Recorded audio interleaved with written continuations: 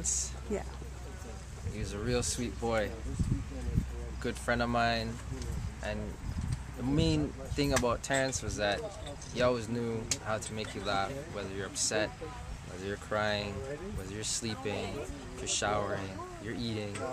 He was just always able to just put that smile on your face and just make a day brighter than it initially was. That's the best thing I want to remember about him.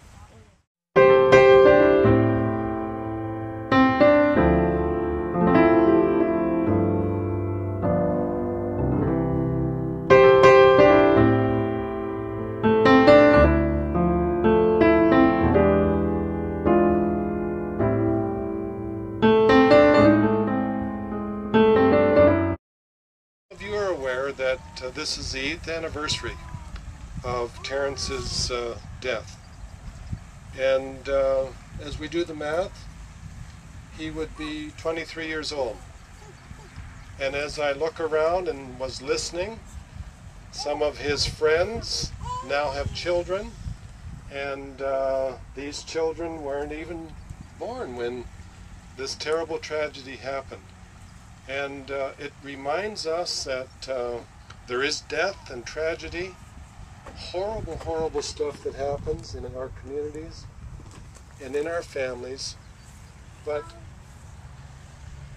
life also goes on, and we thank God that alongside of death, there's birth, and the new births represent a different kind of a hope and a help. And so, Moonie, we're here to support you again, and thank you guys, everyone, for coming. And the group that's here, and you know them better than I, we feel bad. And even this weekend, as we know, you had to listen for the big buildup of Caribana, and we know that that is an annual reminder of the terrible tragedy that happened to Terrence. And again, this Caribana, there was more pain, more suffering, and there's another mother there who has to bury her son. And so, as we think of life, as we think of family, we know that we're living in an imperfect world. And we're living in a world, I would like to say, that where there's evil, and where there are people with evil intent.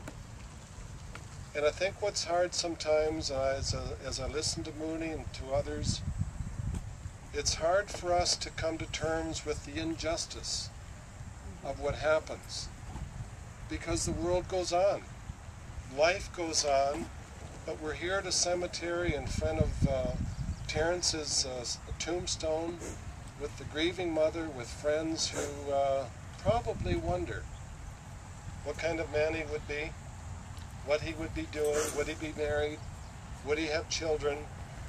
We don't know any of those things. So today we want to reflect on how we're living. And I want us to reflect also in our behaviors, but more importantly, how do we want to be remembered?